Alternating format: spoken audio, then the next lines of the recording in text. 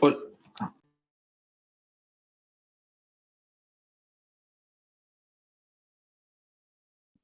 Hola a todos, ¿cómo andan?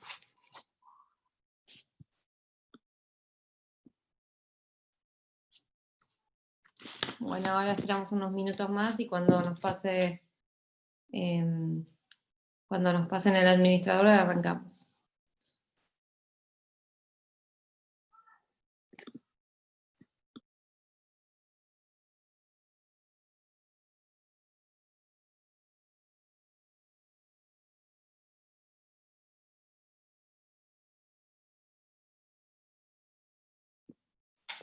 Buenas noches a todos. Buenas noches, Jonathan.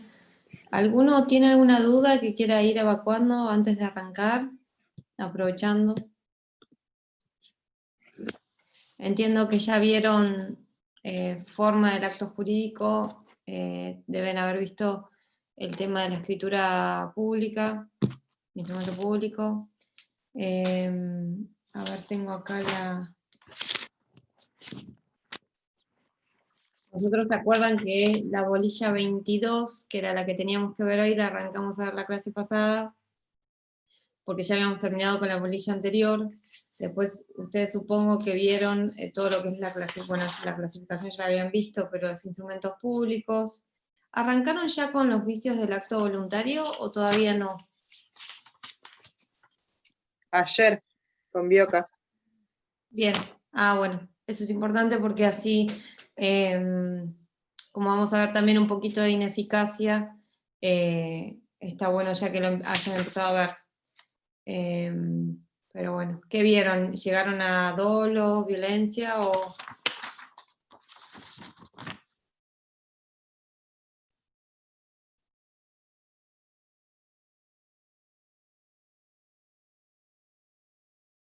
Los tres, bien, perfecto.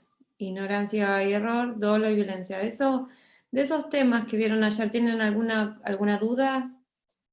Vieron que para ver tema de vicios del acto voluntario se relaciona con todo lo que vimos de los elementos del acto jurídico. Está bueno que identifiquen qué elemento en particular se ve afectado en cada uno de los vicios que ustedes ven, cuáles son los requisitos esenciales de cada uno de esos vicios para que pueda llegar a declararse la invalidez del acto, porque habrán visto que no toda irregularidad justifica la invalidez, sino que debe cumplir con ciertas pautas para que justifique esa anulación. Pero bueno, no sé si tendrán alguna duda de eso o quieran repasar eso que vieron ayer. Tengan en cuenta eso, o sea, los elementos y los requisitos de cada uno de los vicios para poder llegar a la declaración. ¿Sí? Que no sea, es decir, qué tipo de dolo, en qué casos el error puede justificar la anulación. Hoy vamos a ver, vamos a terminar de ver instrumentos privados porque no lo habíamos terminado. ¿Se acuerdan que empezamos con todo lo que era sí, el 24, la bolilla 24? No, yo les dije mal recién, que les dije la 22, no. La 24 arrancamos a ver la clase pasada, hoy la terminamos, y vamos a arrancar con la bolilla 29, que es la ineficacia, que se relaciona con lo que ustedes vieron ayer, ¿sí? ¿Alguna duda o alguna cuestión con lo que vieron ayer de dolo, de error o de violencia? Yo quería hacer una pregunta. Sí. Por un error de derecho, ¿no se puede anular un acto jurídico, no? No, los errores del derecho no, porque el derecho se presume conocido por todos, ¿sí? Esa es la regla, por eso no tiene que ser un error de hecho y con ciertas particularidades. En el ámbito penal puede llegar a ocurrir que se justifique o que tenga alguna cuestión en el tema del error de derecho, pero la regla es la inexcusabilidad que ustedes tienen ahí en el bolillero, que es que nadie se puede excusar en el desconocimiento del derecho para incumplirlo.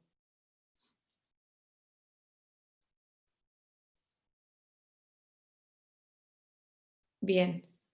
Bueno, esa es la regla, no hay excepción.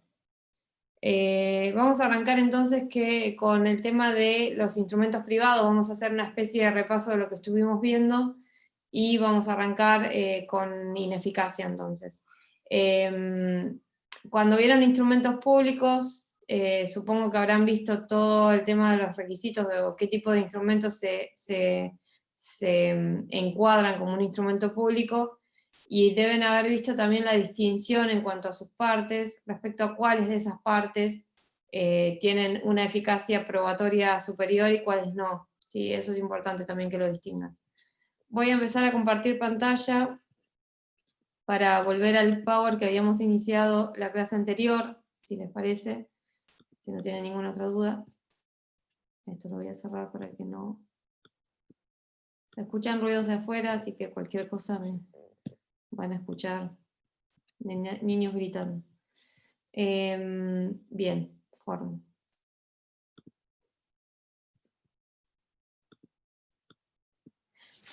Nosotros habíamos empezado entonces con esta bolilla 24 que habíamos encuadrado como los instrumentos privados. ¿Se acuerdan que cuando vimos los elementos del acto jurídico, vimos que el elemento externo o la vestidura exterior de ese acto jurídico era lo que nosotros denominábamos la forma?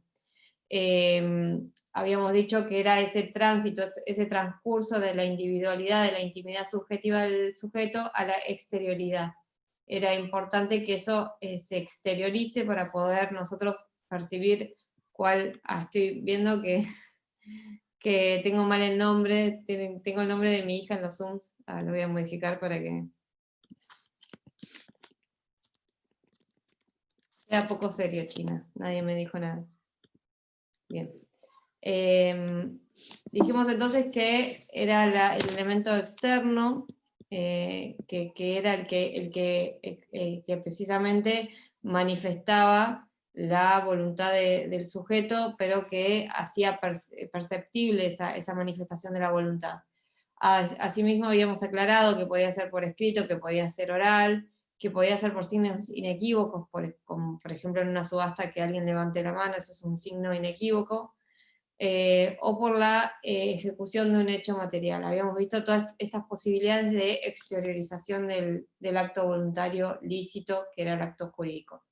Recuerden que también uno de los elementos esenciales del acto jurídico para ser considerado tal, ¿cuál era el que lo distinguía de los simples actos? ¿Se acuerdan que había algo que era la esencia del acto jurídico, que era lo que le distinguía de un simple acto? ¿Alguien se acuerda cuál era esa particularidad del acto jurídico o ese elemento que lo distinguía? ¿No? A ver en el chat si me pudieron. Bueno, era el tema de, digamos, la búsqueda de producir efectos jurídicos. Acuérdense que en el acto jurídico los sujetos que lo celebran tienen por fin inmediato, y decimos inmediato porque puede ser que en el acto lícito se produzca algún tipo de efecto jurídico, pero no es lo que buscan las partes. Lo que buscan las partes es ese fin inmediato de producción del efecto jurídico, que puede ser el nacimiento, que puede ser en la modificación o la extinción de esos efectos jurídicos, es ese fin inmediato. Eso es lo importante para distinguirlo del simple acto. Entonces, volviendo a esta particularidad de los actos jurídicos, dijimos que se pueden manifestar o exteriorizar por distintas formas. También vimos la diferencia en lo que era un instrumento de un documento. Dijimos que la forma instrumental era el modo de que se manifestaba la voluntad, digamos, el más difundido, porque era la declaración escrita de la voluntad. ¿Se acuerdan que vimos toda la evolución? Y dijimos que la regla en esta materia, en esta cuestión, es que exista una libertad de formas, en el sentido de que sean las propias partes quienes elijan de qué manera plasmar esa manifestación de la voluntad. Más allá de que el código preveía ciertos recaudos para ciertos actos jurídicos que consideraba de relevancia, para los cuales o bien exige una escritura pública, o bien exige un acto, digamos, un instrumento privado con firmas certificadas, pero se trata de cuestiones en las que el Estado entiende que hay que avanzar un poco más en esa instrumentación para poder resguardar los intereses, sea públicos o sea de las partes, ¿sí?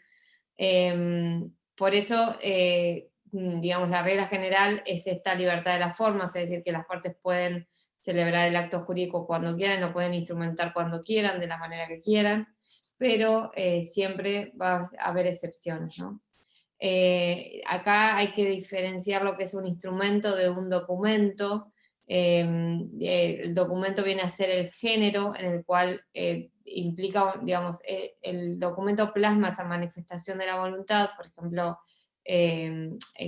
digamos, puede ser, o sea, plasma el acto jurídico, puede ser una fotografía, puede ser un contenido en un CD. El tema es que el instrumento viene a ser esa manifestación escrita de la voluntad.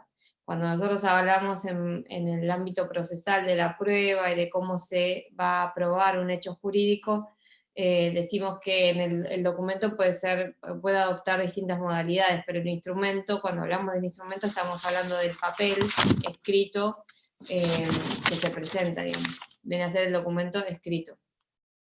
Bien, y acá dijimos entonces que el soporte del documento puede ser cualquier cosa, puede ser una computadora, puede ser el CD. El artículo 286 para hablar del soporte del documento habla en forma genérica de cualquier soporte, o sea que no hay una forma estricta, y trata el código de abarcar cualquier, digamos, avance tecnológico que se produzca en el camino, ¿no? Y en cuanto a la clasificación de los instrumentos de esta forma de manifestación de la voluntad, que dijimos que podía hacerse en principio con una libertad de formas, van a ver que el código clasifica o prevé distintos supuestos para esta instrumentación. En primer lugar, lo que ya vimos la clase pasada, que eran los instrumentos particulares, que a su vez nosotros dijimos que se subdividían entre los instrumentos particulares firmados y los no firmados. Esto habíamos aclarado que en realidad la distinción es a los fines prácticos importante, porque va a ser diferente la eficacia probatoria de un instrumento que está firmado de un instrumento que no está firmado, que necesito, digamos, complementarlo con otra prueba, cuando yo vaya a querer acreditar o comprobar que ese acto jurídico efectivamente se celebró. Ahora, el instrumento público, por otro lado, que era otra de las categorías que preveía el Código Civil y Comercial en cuanto a los instrumentos, dijimos que era aquel que se cumplía mediante la intervención de un funcionario público, y que se cumplía también llevando a cabo ciertas formalidades sumamente necesarias para poder otorgar esta eficacia superlativa, digamos, que le da el propio código. ¿Pero por qué se le da esta eficacia superior al instrumento privado? Primero porque interviene un oficial público, un funcionario público que da fe de aquello que sucedió. Y en segundo lugar porque se cumplen todas estas formalidades que hacen a la autenticidad del instrumento. Tengan en cuenta que digamos, en cuanto al instrumento público, yo les decía recién, que lo deben haber también visto en clase, no sé quién dio este tema, pero que no todo el contenido del instrumento público viene a tener semejante eficacia probatoria, sino aquellas partes, aquellos sectores de ese instrumento público en el cual el oficial público haya percibido con sus sentidos lo que luego se plasma en el instrumento. Por ejemplo, habíamos mencionado la fecha, el lugar de celebración, que da fe de esas personas que muestran el documento, y él da fe que se trata de ellas. Es decir, todo eso que el funcionario público percibió con sus sentidos, entonces van a tener una eficacia superior. No de esta manera aquello que las partes le manifiestan o que sucedió por fuera de ese ámbito de celebración del instrumento público y del cual el funcionario no puede dar fe, digamos. Después dijimos que los instrumentos privados tenían una particularidad, que era que no tenían ningún tipo de recaudo en cuanto a formalidades, pero que sí había un elemento esencial necesario, que era la firma. ¿Se acuerdan que para que habláramos de instrumento privado, teníamos que tener la firma en el instrumento? También esto lo hace que lo distingamos de los instrumentos particulares no firmados, que no llegan a la categoría de instrumentos privados porque nos falta ese elemento esencial que es la firma. Y dijimos que había una forma de suplir esa firma en caso de que las partes no puedan o no sepan firmar, que era mediante la impresión digital o que de lo que se llamaba firma ruego, que era la intervención de testigos que digamos, comprueben que ese instrumento se firmó. Por eso firman como testigos, no como intervinientes, sino como testigos del acto particular de este instrumento privado. Acá hagamos un parate porque se acuerdan que que hablamos en la clase pasada que no era lo mismo una impresión digital que una firma. ¿Se acuerdan cuál era la particularidad de esa distinción? ¿Por qué distinguíamos el instrumento firmado mediante una firma del instrumento firmado mediante una impresión digital?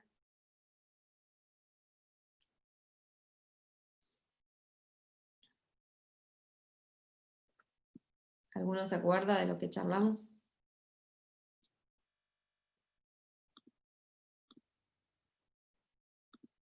Ahí ve el chat. ¿Se acuerdan que nosotros dijimos el instrumento privado firmado digitalmente por impresión digital, que era la huella que se plasmaba en el instrumento, hacía las veces de un instrumento privado, pero había ciertas cuestiones en las cuales se distinguía el instrumento firmado por la parte del instrumento en el cual la parte no supo firmar, entonces se plasmó la impresión digital.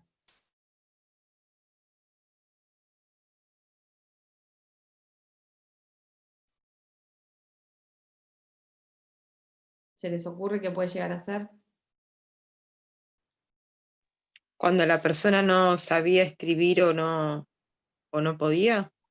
Claro, cuando no sabía no podía firmar, teníamos la opción de la firma ruego o la opción de la impresión digital. En ambos supuestos hay cierta diferencia con la firma que hace digamos, que el sujeto plasma.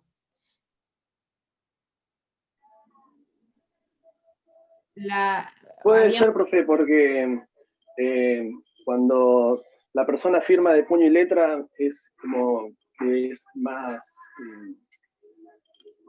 se confirma mejor la voluntad de la persona que con una huella digital. Usted dio el ejemplo de una persona que puede estar desmayada y le podían, agarrándole la mano, le podían hacer la impresión digital. Exacto, Facundo, ¿no? Es así, es lo que dice Facundo. Mediante la impresión digital hay una mayor probabilidad para comprobar la identidad del sujeto, porque es muy difícil tergiversar la firma, es muy fácil, digamos, tergiversar la firma, más allá de que luego se compruebe que no fue esa persona, que la impresión digital, porque es algo que se toma del propio sujeto. Ahora, puede ser lo que marcaba Facundo, que la persona estaba desmayada y se tomó su impresión digital, y más allá que nosotros podamos verificar su identidad, no podemos verificar esta voluntad, que se acuerdan que era muy importante que se cumplan con estos elementos de la voluntad para poder tener por válido ese acto jurídico, que era el discernimiento, la intención y la libertad, que son todos elementos que pueden verse de alguna manera afectados por lo que vieron ayer con Gabriel, ¿sí? En principio, si nosotros tenemos una firma, el sujeto está manifestando la voluntad, más allá de que puede llegar a haber existido algún vicio de los que vieron ayer. Pero con la impresión digital no me aseguro ese paso de que haya habido un acto voluntario. Más allá de que es un supuesto, digamos, en que se equipara, porque es una opción que nos da el código, pero hay que, digamos, resguardarnos en el sentido de verificar que haya habido voluntad, ¿sí? Tengan en cuenta también que, muy bien Facundo, que puede haber muchas formalidades, mucha variación en cuanto a cómo implementar este instrumento privado, porque no tenemos, digamos, un requisito formal, puede ser pueden darse por escrito en un papel, digamos, no hay necesidad estricta de una forma. Y también en cualquier momento del día se puede firmar, no tiene que ser un día hábil. Bueno, todas aquellas cuestiones que se piden para un instrumento público van a estar suplidas en el tema del instrumento privado. Acuérdense que también vimos que era la firma, que eran los trazos particulares que distinguían al sujeto en particular, y que era el modo habitual en que esa persona se identificaba. Esto me lleva a comprobar esa autoría de la declaración y asimismo que ha prestado esa manifestación de voluntad. Dijimos que no tenía que ser necesariamente legible, que la firma puede tener cualquier tipo de formas, pero que sí era necesario que sea el modo habitual por el cual la persona se identificaba.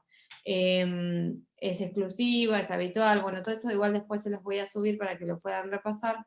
Y donde tenía que firmarse, dijimos que en principio al final, que no hay una exigencia, pero como el código dice que la firma plasmada al final del instrumento hace que se tenga por válido todo lo que precede a ese instrumento, ¿sí? Todo el contenido del instrumento se va a tener por válido o por cumplido al plasmarse la firma al final. Dijimos que también era muy común que se firme en cada hoja para reafirmar esa manifestación de la voluntad, y que en algunos casos se exige esa firma en cláusulas que sean abusivas o que sean comprometedoras de la responsabilidad del consumidor en los casos de defensa del consumidor. Pero que esto era una particularidad de esa relación, digamos, desigual entre el proveedor y el consumidor, y para tutelarlo se exigen otros recaudos a esa libertad de formas que en principio rige. ¿Sí? ¿Se acuerdan? Todo eso lo vimos igual la clase pasada. Bueno, esto ya lo vimos, cómo se suple el tema de la falta de firma o de que no sepa o no pueda firmar. Acá es lo que yo les decía, no es la misma fuerza probatoria un instrumento firmado particularmente mediante el trazo que lo identifica por el sujeto, sino, digamos, de aquella impresión digital, como decíamos recién. El reconocimiento, digamos, de la firma que hace al reconocimiento de todo el instrumento, en el caso de la impresión digital es un poco más complicado, ¿sí? Después habíamos dicho que hay una ley de firma digital, que esa ley de firma digital lo que hace es equiparar la firma hológrafa a la firma digital. Hoy día es muy común que la mayoría de los, digamos, en muchas profesiones se utilice esto de la firma digital para suplir los efectos negativos de la pandemia. En el ámbito judicial, por ejemplo, se avanzó tanto que hoy día todos los escritos se presentan de manera digital y solo alguna que otra documentación que se exija en particular se tiene que llevar al juzgado. Después ustedes lo que van a hacer el día de mañana es presentar todo mediante el token. ¿Se acuerda que hablábamos del token o de esta forma de firmar digitalmente en la que intervenía un organismo de Contralori, que era el que otorgaba esa firma digital, a una persona para que esa persona, mediante esa firma digital, se identifique? Y lo que me permite la firma digital, una vez que yo suscribo digitalmente un instrumento, se garantiza la autoría, porque en realidad, en principio, se van a exigir ciertos recaudos extra. Por ejemplo, en el caso del token se exige una contraseña para poder verificar esa autoría y que esa autoría no sea tergiversada. Y a su vez, la inalterabilidad del documento, porque cuando yo firmo digitalmente un instrumento, ese instrumento no va a poder ser después modificado, o si es modificado, yo voy a poder saberlo, ¿sí?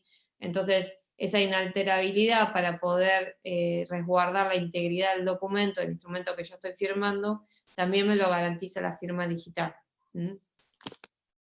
Bien.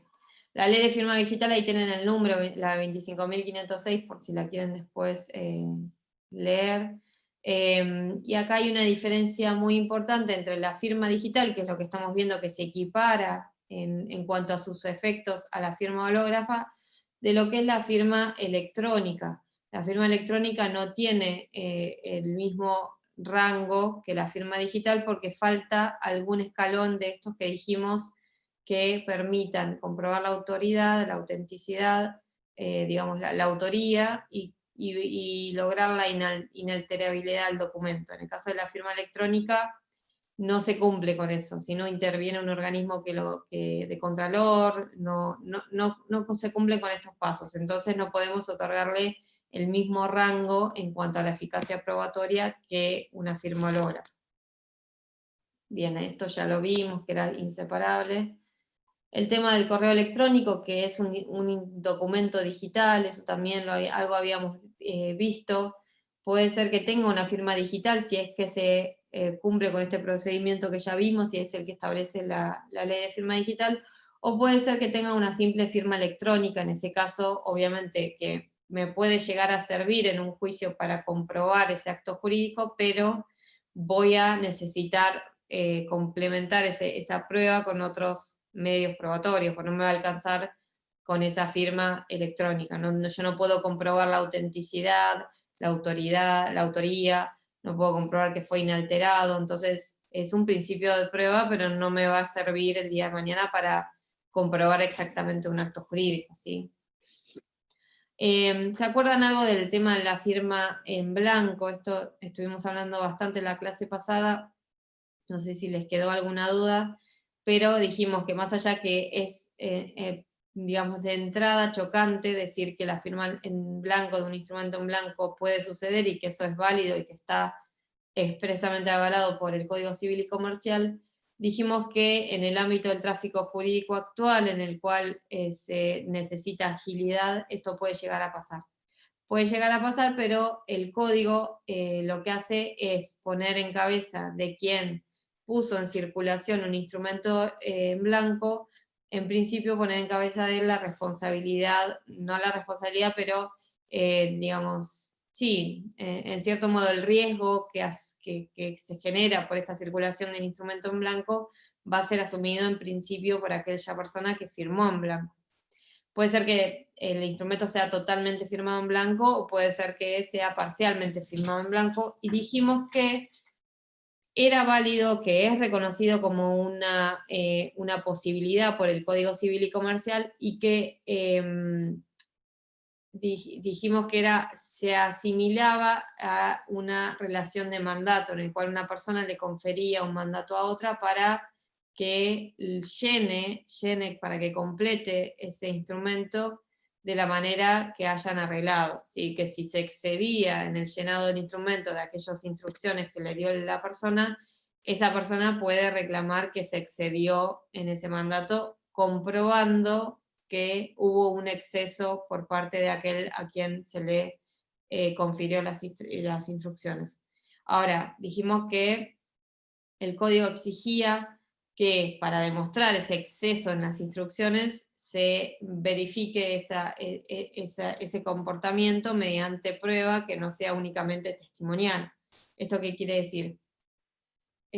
Ustedes lo van a ver en procesal, pero la prueba por medio de testigos es falible en el sentido de que los testigos con el devenir del tiempo se van olvidando o no se acuerdan de las precisiones de lo que sucedió en el momento. Entonces, si nosotros, digamos, no se confía en algunos aspectos específicamente y exclusivamente en la declaración testimonial de las personas, más allá de que es importante como un medio probatorio, en algunos casos el código exige una complementación con otra prueba para poder verificar que esto haya sucedido de esa manera. Entonces, en este caso es uno, es decir, si una persona toma el riesgo, asume el riesgo de poner en circulación un instrumento firmado en blanco, y bueno, que después asuma el riesgo de asuma el compromiso de demostrar si se excede en el mandato de esa persona, ¿sí? Esto se puede verificar por cualquier otro medio, pero también complementando esa testimonia. Es lo que se llama el principio de prueba por escrito, que haya un indicio, un principio de prueba por escrito.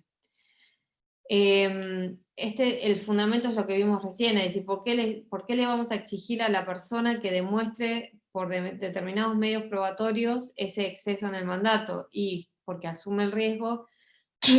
Y también acá hay algo muy importante, y es que tengan en cuenta que si esa puesta en circulación del instrumento en blanco transcurrió y llegó a una persona que era tercera, ajena a esa relación de mandato, y que en virtud de ese instrumento se celebraron otros actos jurídicos o se asumieron derechos, obligaciones, ese tercero de la relación de mandato, ese tercero al que llega el instrumento en blanco y que comprueba y que confía en que es verdadero, no puede verse afectado por ese exceso en el mandato.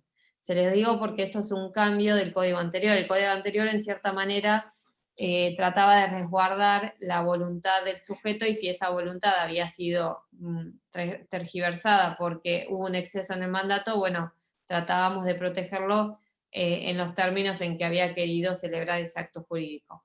El Código Civil y Comercial, y esto está explicado bien en los fundamentos, que también le pueden dar una leída para comprobar por qué se tomó esta postura, quiso de alguna manera garantizar la eficacia y la agilidad del tráfico jurídico para poder avanzar en esta, digamos, la apariencia que genera un instrumento que se firma en blanco y que después se llena y que se presume válido, digamos, hace que tengamos que proteger estos terceros de buena fe que contrataron a raíz de ese instrumento.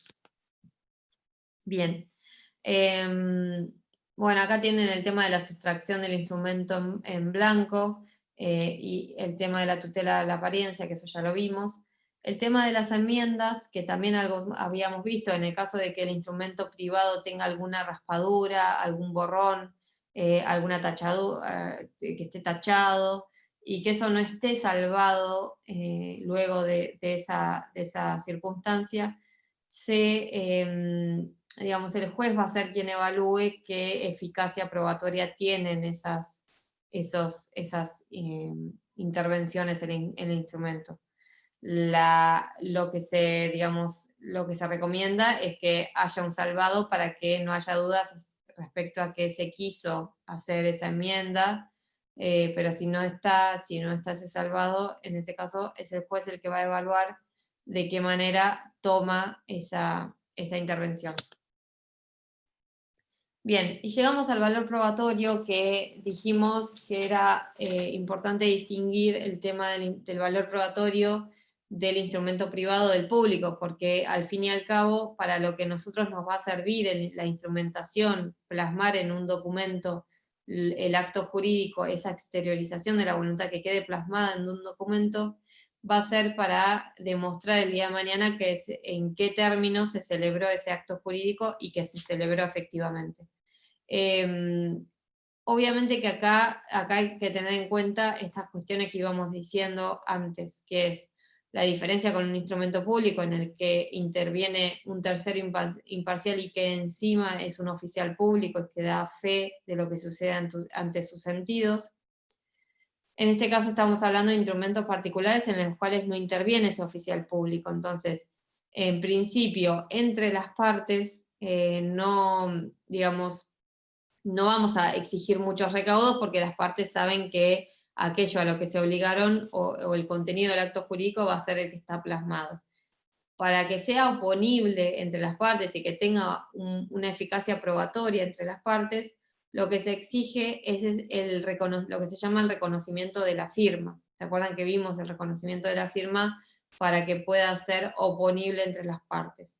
Ahora, respecto de terceros, dijimos que había un recaudo más y era que tenga el instrumento fecha cierta. Esto es a fin de evitar que a ese tercero se perjudique a ese tercero mediante la invención de una fecha que no era la real, ¿sí?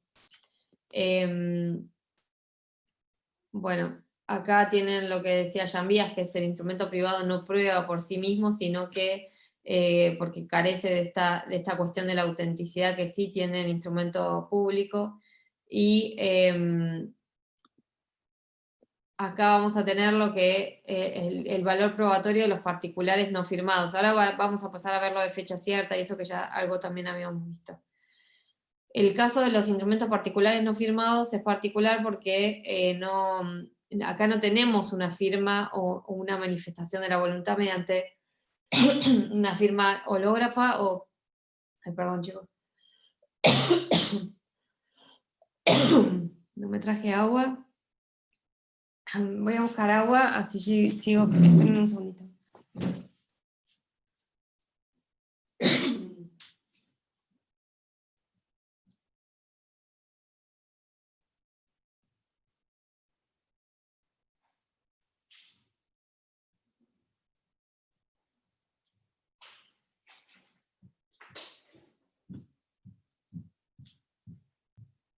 Ahí está, disculpen, pero me quedé trabada. Bien. Al no tener una firma, no tenemos tampoco una manifestación de la voluntad, entonces lo que pasa con los instrumentos privados particulares no firmados es que no van a tener esa eficacia probatoria que tienen los instrumentos privados con el reconocimiento de la firma. Por eso acá quien va a evaluar en definitiva qué valor le vamos a dar a ese instrumento va a ser el propio juez. Piensen en el correo electrónico que decíamos recién, con una firma electrónica, no es una firma, entonces va a ser el juez el que evalúe si el contenido de ese correo puede ser oponible o no, y qué eficacia probatoria va a tener. Ahí, bueno, tenían ciertas pautas que va a valorar el juez para ver qué eficacia probatoria. También tenemos el tema del reconocimiento de la firma. Dijimos que entre las partes era importante el reconocimiento de la firma, porque una vez que se tiene por reconocida la firma, y esto es importante que ustedes lo recuerden, que una vez que se reconoce la firma, sea voluntariamente o forzosamente, se reconoce el contenido de todo el instrumento. No es que por reconocer la firma puedo decir, sí, yo firmé, pero esto es inválido. No, es decir, salvo que yo lo demuestre, obviamente. Pero el reconocimiento de la firma en principio implica el reconocimiento de todo el contenido del instrumento, ¿sí? Por eso es un caso de, si nosotros se acuerdan que cuando dijimos que el silencio no era una expresión de la voluntad, porque precisamente el código para tener por expresada la voluntad requería ciertos elementos internos de la voluntad, que era el discernimiento, la intención y la libertad, que tienes, digamos, muchas exigencias del código para poder verificar que el acto es voluntario, y el silencio no cumple con esas exigencias, salvo en los supuestos en que el silencio opera como una manifestación de la voluntad, y es en el caso en que haya una obligación de expedirse que proviene de la ley, de la voluntad de las partes, o de un comportamiento anterior. Bueno, en este caso es la propia ley la que dice que si a alguien se le opone un instrumento privado y se exige que manifieste si su firma es la que está contemplada en el instrumento o no, y no dice nada, en ese caso el silencio va a operar como una manifestación de la voluntad, porque lo voy a tener como firmado por esa persona, ¿sí? Y si la persona sí se presenta y dice que no es su firma, se presenta, por ejemplo, un instrumento en juicio, se le da traslado para que diga a la parte si es de él o no es de él, y la parte dice, no, yo no lo firmé, bueno, en ese caso yo tengo que acreditar que efectivamente es su firma. La prueba por excelencia en estos casos es la prueba pericial caligráfica, que la habrán escuchado, es la prueba mediante la cual un especialista en el tema de los trazos, en la caligrafía, verifica si esa persona efectivamente firmó o no. ¿Cómo se hace? Se agarra un documento que haya firmado la persona y que se sepa que firmó la persona, es lo que se llaman los documentos indubitados. Por ejemplo, un instrumento público que haya firmado la persona y que haya ido un oficial público que haya verificado que la identidad de esa persona, y se compara esa firma indubitada se compara la firma indubitada con la firma que está cuestionada, y se evalúan los trazos, si es atribuible o no a esa persona esa firma. ¿Se entiende el procedimiento? Eso sería un caso en que la persona se opone porque dice que no es su firma y lo tenemos que verificar. El efecto del reconocimiento de la firma ya lo vimos, porque para las partes tiene una eficacia probatoria el instrumento privado reconocido de firmas a la de un instrumento público, porque no necesito la fecha cierta, no necesito ciertas cuestiones, porque ya hay un reconocimiento, una manifestación de la voluntad que reconoce ese instrumento, reconoce la firma de ese instrumento. Ahora, respecto de terceros, dijimos que el código exige algo más para poder resguardar los derechos de estos terceros. Recuerden que la fecha cierta era aquella fecha, aquel dato que teníamos que hacía que ese instrumento privado nunca pudo ser firmado con posterioridad a esa fecha. Algunos ejemplos son que la persona que presuntamente firmó ese instrumento al día siguiente falleció, entonces ese día es el que se toma como fecha cierta, o que la mano con la que firmaba, había casos judiciales que decía que la mano que firmabas fue afectada de manera que ya no podía firmar, entonces tiene que haber sido anterior a esa fecha en que tuvo el accidente. Otra forma de darle fecha cierta a un instrumento privado es, no sé si saben, pero cuando ustedes celebran algún contrato de locación que haya que pagar un timbrado, ustedes llevan el contrato de locación o cualquiera al banco y les pone una especie de sello que dice que pagaron el sellado. En ese caso, el banco le pone una fecha al instrumento al sellarlo, al imprimirle ese comprobante, y ese comprobante va a tener una fecha. Esa fecha también es tenida como fecha cierta porque intervino alguien tercero, ajeno a las partes, que manifestó que en esa fecha ya existía ese instrumento. ¿Se entiende cuál es la finalidad de la fecha cierta? Es decir, lo que se trata de garantizar es que no haya ninguna violación de derechos de los terceros ajenos a la celebración de ese instrumento. Tengan en cuenta que el código anterior hacía una enumeración de supuestos que podían ser atribuibles a una fecha cierta, y lo que prefiere el Código Civil y Comercial de la Nación es establecer en forma genérica que es aquella fecha en la cual se presume o se entiende que con posterioridad no fue firmado el instrumento, de manera ineludible, es decir, tiene que ser tiene que ser un acontecimiento que hace que yo no pueda dudar acerca de que fue firmado con anterioridad. Bueno, el tema de la correspondencia también ya lo vimos. Acá es importante la correspondencia, saber si es privada, en qué caso yo la puedo utilizar en juicio o no. Tengan en cuenta que el tema de la correspondencia privada está protegida por el artículo 18 de la Constitución Nacional, por eso también hay que tomar ciertos recaudos. Y lo que quería también aclararles es el tema del doble ejemplar, que no sé si llegamos a ver la clase pasada. En el código anterior se exigía como recaudos elementos necesarios del acto, del instrumento privado, tanto la firma como el doble ejemplar.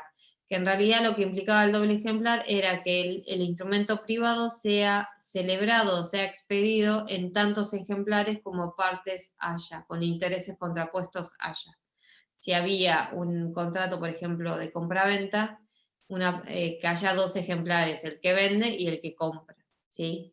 Ahora, si cada parte, compradora y vendedora, tenía varios sujetos, yo cumplía con el tema del recaudo del doble ejemplar, otorgando 2 ejemplares.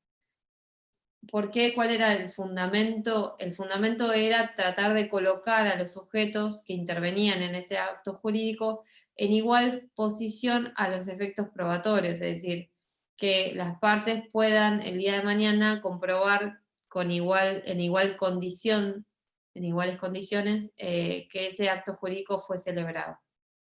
Pero ¿qué pasa? Si nosotros nos ponemos a pensar el tema de la firma y cuál es el fundamento del doble ejemplar era los efectos meramente probatorios. Y acá lo que tienen que hacer es relacionarlo con ¿se acuerdan que vimos la clasificación de los actos jurídicos formales y no formales? Y dijimos que en ciertos casos se exige la formalidad a los fines de la prueba. En este caso era un claro supuesto en que la formalidad era exigida solo para los efectos probatorios, y en ese caso no hacía a la validez del acto jurídico, digamos, no era importante no afectaba el contenido del acto jurídico. Por eso lo que se hizo en el Código Civil y Comercial se suprimió esta exigencia que no tenía mucho sentido y que eran los efectos probatorios. Y quedamos con la firma nada más. El tema de la contabilidad, yo acá se los puse, pero ya lo vieron cuando vieron patrimonio, y tiene que ver con, y se da mucho en el ámbito, por ejemplo, laboral, en que se analizan los estados contables del empleador, es verificar, bueno, la contabilidad es el sistema de operaciones que registra toda la información que hace el patrimonio del sujeto,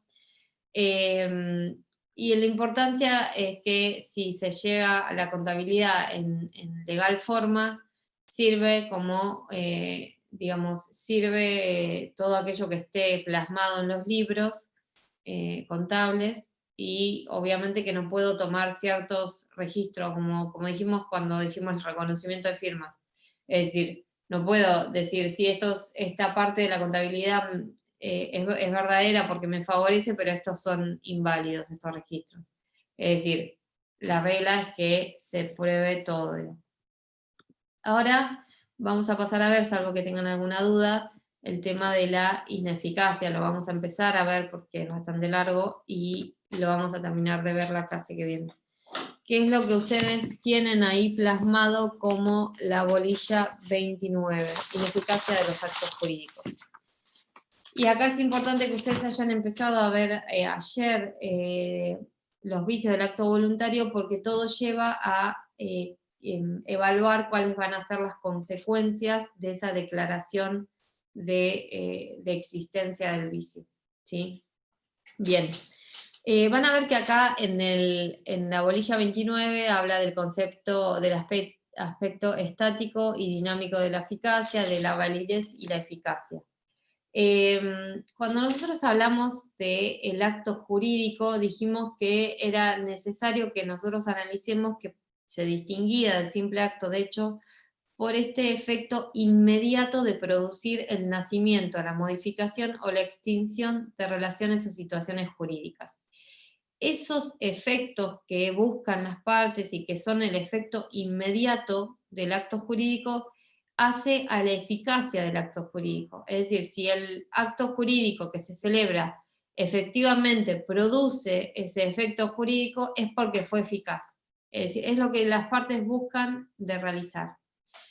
Puede ser que por algún defecto congénito, es decir, al momento de celebración del acto jurídico, esta eficacia se vea alterada, o puede ser que no y que cumpla con esos efectos, o también puede ser, que ese es el otro supuesto, que el acto jurídico de manera congénita sea válido, nazca con ese fin de producir efectos jurídicos, o sea que es válido, pero por alguna circunstancia se provoque alguna ineficacia sobreviniente. No se preocupen que ahora vamos a ver cada supuesto en particular.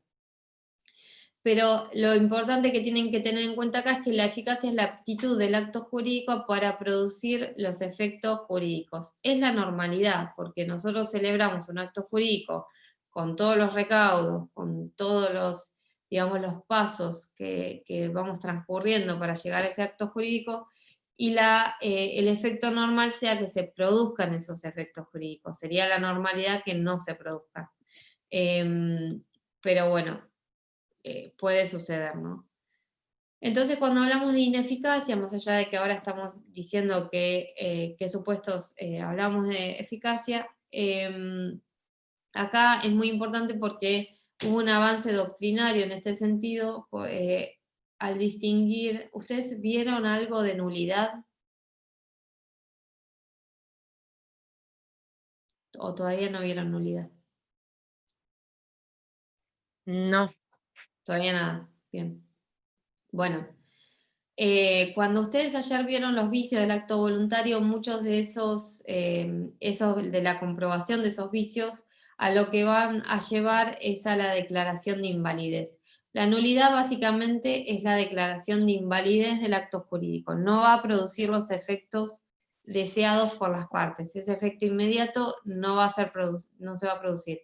Pero no se va a producir por un defecto que es congénito, que nace con el acto jurídico. Por ejemplo, cuando ustedes ayer vieron los vicios de la voluntad, pueden entender que si al momento de celebrar el acto jurídico hubo algún error en los términos en que es posible invalidar el acto, o el acto jurídico fue celebrado por un dolo que fue grave, que fue provocado por la otra parte y que cumple con los recaudos, o bajo los efectos de la violencia, al mismo momento de celebrarse ese acto jurídico, ese vicio ya estaba, digamos, nace con el vicio. Por eso en ese caso estamos hablando de un supuesto de nulidad, es congénito, nace con el acto jurídico. Eso fue uno, digamos, esa es una de las posibles ineficacias, y que es una ineficacia básicamente estructural. Estoy tratando de ver. Es una ineficacia estructural, porque el vicio nace al momento de celebrarse el acto jurídico. Ahora, no es la única posibilidad de ineficacia, porque yo les acabo de decir recién que puede ser que el acto jurídico nazca de manera válida con todos los elementos, pero por alguna cuestión después esos efectos jurídicos, esos fines inmediatos que tuvieron en mira las personas al celebrar el acto jurídico, no se puedan cumplir por alguna cuestión, ¿sí? Eso sería un caso de ineficacia sobreviniente. Entonces acá es importante que distingamos. No podemos equiparar a la ineficacia a la nulidad solamente. La ineficacia viene a ser algunas circunstancias en virtud de la cual el acto jurídico no va a producir ese fin inmediato que es el efecto jurídico buscado por las partes, ¿sí? No estoy diciendo que no va a producir ningún efecto. Fíjense que yo siempre relaciono que no va a producir el efecto deseado por las partes, ese fin inmediato, porque puede ser que produzca otros efectos. Puede ser que haya un vicio de la voluntad porque yo celebré el acto jurídico con un concepto erróneo del objeto que estaba buscando con el acto, y yo el día de mañana ataque ese acto y declare la invalidez del acto porque hubo un error, y en ese caso no se van a producir puede ser que no se produzca ningún tipo de efecto. Pero puede ser otro supuesto en el cual el acto jurídico nace inválido nace con un vicio congénito porque fui obligada a firmar, y en ese caso el día de mañana produzca ciertos efectos, porque yo le voy a poder reclamar los daños y perjuicios que me generó la firma obligada de ese acto jurídico. ¿Se entiende? Lo que yo sí quiero que identifiquen es que no se van a producir los efectos inmediatos buscados por la celebración del acto jurídico. Pero fíjense esto que dice Zanoni, que dice: en el estado actual de los estudios de la ciencia jurídica no puede pretender hacerse una presentación de la teoría general de la nulidad de los actos jurídicos si a esa teoría no se la ubica en el contexto de la ineficacia negocial, que es un contexto mucho más amplio y del cual participa la nulidad. La nulidad es un aspecto de ineficacia del acto jurídico, no, digamos, sería la ineficacia del género, y una de las especies es la nulidad. Acá, el acto puede ser ineficaz porque carece de una virtualidad para configurar idóneamente una determinada relación jurídica, o porque ésta deja de constituir una regulación de los intereses prácticos esto lo vamos a ver ahora, no se confundan. Y acá tienen las categorías de ineficacia, que es también lo que dice la bolilla. La ineficacia sustancial, la eficacia sustancial hace a los efectos, los requisitos esenciales del acto, como el sujeto, el objeto, la causa, la parte del ser. Y la eficacia operativa apunta a la dinámica del acto, a su funcionalidad, como a la virtualidad para producir efectos jurídicos. Esta es la dimensión del valer. Esto se distingue de esa manera en Saux. Cuando hablamos de la ineficacia estática, estructural, hay que distinguirla de la dinámica o la funcional. La estática o estructural es lo que yo les hablaba recién cuando les hablaba de la nulidad. la causa que provoca el vicio o el defecto es congénito y está presente al momento de nacer, en la génesis del acto. Es un sinónimo de la invalidez, ¿sí? Puede ser por algún vicio de la voluntad o puede ser que el sujeto no tenía capacidad para celebrar el acto jurídico y esa falta de capacidad ya estaba en el momento de nacimiento del acto jurídico y yo lo ataco después por un defecto congénito. O, por otro lado, tenemos lo que es la ineficacia dinámica o funcional, en la cual la causa de esa ineficacia es sobreviniente, es decir, el acto nace válido, por eso hablamos de validez, pero de manera sobreviniente o posteriormente es ineficaz por alguna cuestión, ¿sí?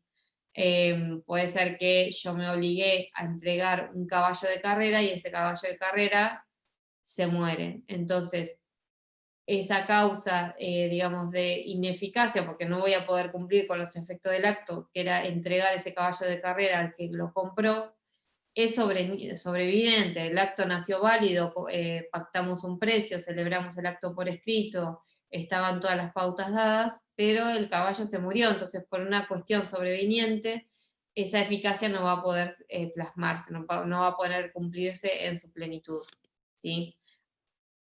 Después podemos hablar de ineficacia absoluta o relativa, porque puede ser que afecte a todo, digamos que esa falta de producción de efectos jurídicos sea respecto de cualquier persona, como en el caso de la nulidad, el vicio congénito, y yo la nulidad la declaro, y si yo declaro esa nulidad, esa invalidez del acto, esa invalidez la voy a poder oponer a cualquier persona, porque ya dejó de tener efectos. Y puede ser que el acto sea válido, pero no produzca efectos respecto de ciertas personas, que es lo que se llama ineficacia relativa. ¿Se acuerdan algún supuesto en que podamos hablar de ineficacia relativa, de algún tema que hayan visto?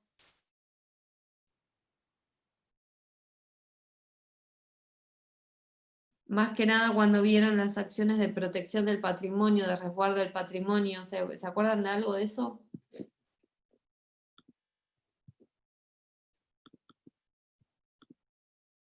No, bueno. Esto igual lo van a volver a ver. Uy, se me fue. Esto igual lo van a volver a ver, pero cuando vean, ustedes ayer vieron vicios del acto voluntario, ¿sí? Después van a ver los vicios del acto jurídico en el cual no se afectan los elementos de la voluntad, digamos, no es que se dice que el acto fue involuntario, sino que se dice que se afecta la buena fe del acto. Y ahí van a ubicar al fraude, a la simulación. Bueno, cuando nosotros hablamos del fraude, viene a ser ese acto jurídico que se celebra precisamente para afectar los derechos de un acreedor, de un tercero acreedor. Por eso yo se los relacionaba con el tema de la protección del patrimonio del deudor. Si ese acreedor se ve afectado por el acto jurídico porque hubo una violación de esa buena fe, porque, por ejemplo, yo le vendí a mi amigo para que el día de mañana, o le regalé las cosas a mi amigo para que el día de mañana el acreedor no pueda cobrarse de ese patrimonio que me pertenecía. Bueno, en ese caso, lo que va a poder hacer el acreedor no es declarar la invalidez, porque ese acto jurídico, esa donación que yo le hice a mi amigo es válida, pero se dice que va a ser inoponible respecto de ese acreedor que está afectado. Eso es un caso de ineficacia relativa. El acto jurídico es válido, pero respecto a cierta persona afectada va a ser inoponible. O sea que hay una ineficacia relativa, solo respecto de esa persona. ¿Entiendes? Después acá les puse la distinción que hace Saux, que está muy práctica, en cuanto a las ineficacias de hecho, voluntaria o legal, ¿sí? La ineficacia de hecho, lo que dice el autor es que es un tipo de ineficacia que tiene origen en los hechos y no en la voluntad de las partes, ni en las disposiciones contenidas en el ordenamiento jurídico. Y ahí les establece los ejemplos que ahora vamos a ver en particular: la inexistencia, la esterilidad, la ineficacia pendiente, el acto incompleto o inacabado. Después tienen la ineficacia voluntaria, en la cual la privación o el cese de los efectos buscados por las partes en este tipo de ineficacias derivan de la voluntad o de una de ellas en caso de que ello sea suficiente. Acá vamos a ver que existen ciertos supuestos que las propias partes pueden decir, tomar la decisión de que deje de cumplir los efectos propios del acto jurídico, o una de ellas puede hacerlo en base a autorizaciones legales o de las propias partes con anterioridad. Y después tienen la ineficacia legal, que el origen de la privación de los efectos propios del acto jurídico se encuentra ya en las disposiciones normativas, y ahí ya no juega la circunstancia fáctica ni la voluntad de las partes, sino que acá lo que tiene importancia, relevancia, es lo que está plasmado en el propio ordenamiento, ¿sí? Tenemos que ver en particular cada una de estas ineficacias. Si quieren, no sé qué hora es, y cuarto. ¿Prefieren cortar acá y que sigamos la clase que viene? ¿Prefieren seguir un rato y dejar? Díganme ustedes en base al cansancio. Profe, yo quería hacer una pregunta. Sí, Mariano. Supongamos que yo tengo bienes y tengo deuda. Se lo transfiero a un tercero. O sea, le hago una donación a un tercero. Del bien. De los bienes que tengo, sí. ¿La deuda también se la transfiero? En realidad, la transferencia del patrimonio va a depender. ¿Por qué? Porque puede ser que yo tenga un inmueble con una hipoteca y yo la quiero transferir. En ese caso es un gravamen que yo lo transfiero, ¿sí? Que en realidad tengo que cumplir con la hipoteca para transferirlo, tiene ciertas particularidades. Depende del acto jurídico que vos celebres. Puede ser que vos transfieras un bien. La deuda no la vas a poder transferir sin la conformidad de tu acreedor, porque al acreedor le importa quién va a ser su deudor. Vos no podés elegir dejar de cumplirle al deudor y transferírselo a otra persona, al acreedor, perdón. Tiene que haber una cierta conformidad del acreedor. La transferencia de bienes y de deudas en su plenitud se da cuando una persona fallece, porque pasa el patrimonio en su integridad a pasar a formar parte de su, digamos, pasa a ser de titularidad de los herederos. Pero acá lo que yo les decía en cuanto a la afección del acreedor, es el caso en que yo tenga una deuda con ese acreedor y le transfiera un bien a otro, ¿sí? Si el acreedor está de acuerdo en que sea otro el que cumpla con la deuda que está pendiente, no hay problema, pero ahí ya va a intervenir él. Yo no puedo desligarme de esa responsabilidad o de esa deuda por una voluntad propia sin la conformidad, ¿se entiende? Sí, Acá o sea, en principio seguiría teniendo la deuda yo, entonces. claro, la deuda es personal tuya. Ahora, si vos arreglás con el acreedor que sea otra persona al que le pague, ya estás desligándote, pero con su conformidad. Por eso es importante estas acciones de protección del patrimonio, porque hasta que no saldes esa deuda, cualquier acto jurídico que vos hagas digamos, en afección a los derechos de ese acreedor van a poder ser atacados. Pero solo en el caso en que yo no tenga el patrimonio suficiente para cumplir con mis deudas, porque si yo, por ejemplo, tengo con este acreedor una deuda que, pongámosle que en realidad todavía no es exigible porque tiene un plazo de suspensivo y todavía no puede exigírmelo, y yo hago esta transferencia de bienes, el acreedor no va a poder atacar nada, porque no tiene ningún interés jurídico en hacerlo. ¿Se entiende? No sé si se entendió, Mariano. Cualquier cosa decime. No, sí, lo entendí. O sea, básicamente esos bienes al transferírselo a otra persona no puede ejecutarlos. ¿Cómo no puede ejecutarlos? Claro, porque la deuda seguiría siendo mía y están a nombre de otra persona, entonces no podría ejecutarlos porque no tiene con qué argumentar todo. Argumentar no, en qué fundamentarse. Bien. Son dos cosas diferentes. El acto jurídico va a ser válido porque yo lo transferí. Ahora, si yo no tengo un patrimonio suficiente para responder a la deuda de ese que tiene de titularidad ese acreedor tiene varias vías para poder hacer exigible esa deuda.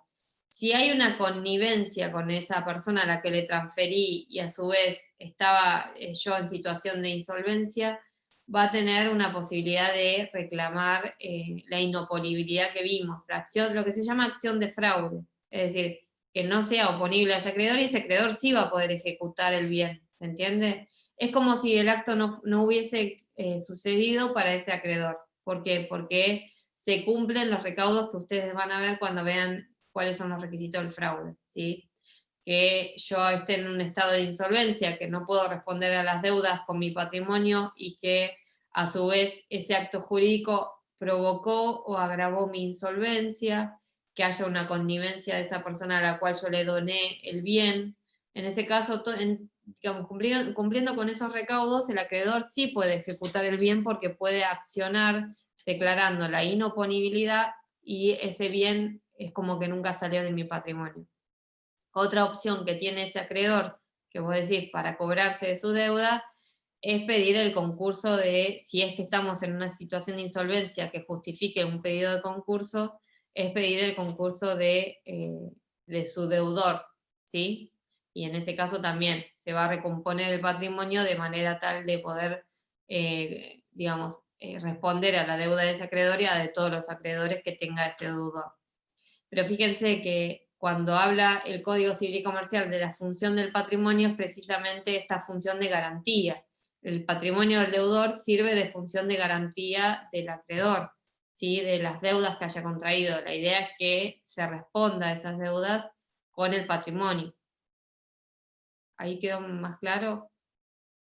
Sí, quería preguntar otra cosa. Y supongamos que hay una persona que es ludópata y juega en el casino y pierde todo su patrimonio y tiene muchísimas deudas. ¿No habría ninguna forma de ejecutarle esos bienes porque ya no serían de él?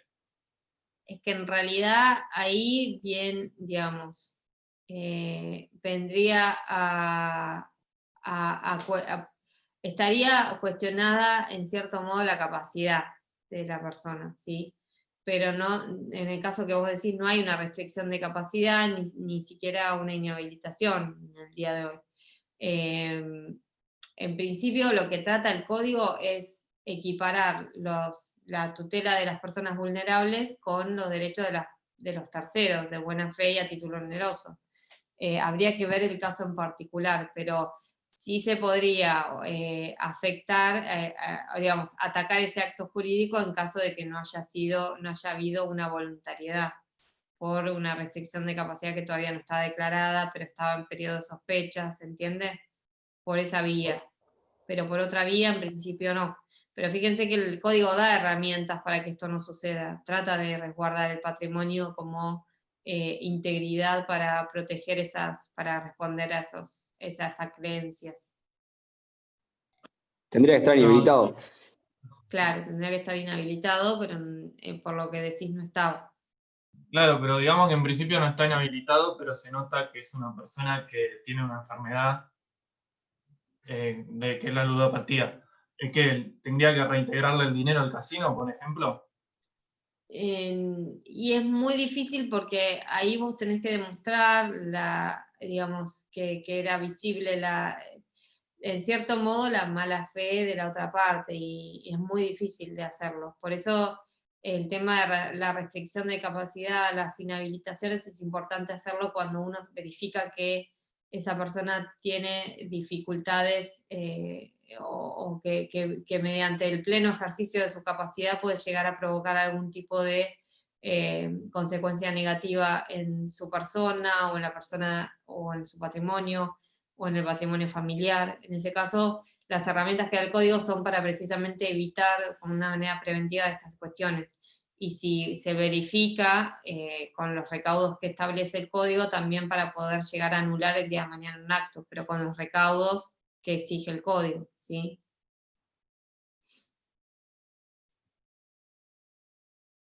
Pero sí, es un tema complicadísimo, la verdad que sí. No me dijeron si querían... Son las 9:24. Nosotros tendríamos que empezar con inexistencia, con nulidades. ¿Quieren que lo dejemos acá y que sigamos la clase que viene y terminemos la bolilla 9 de la clase que viene? ¿Están de acuerdo en eso? Sí, profe. Bueno, Dale. bueno chicos, buenas noches entonces a todos y si quieren péguenle una leída a la 29 para que también la clase que viene avancemos más rápido. Bueno, hasta la próxima entonces.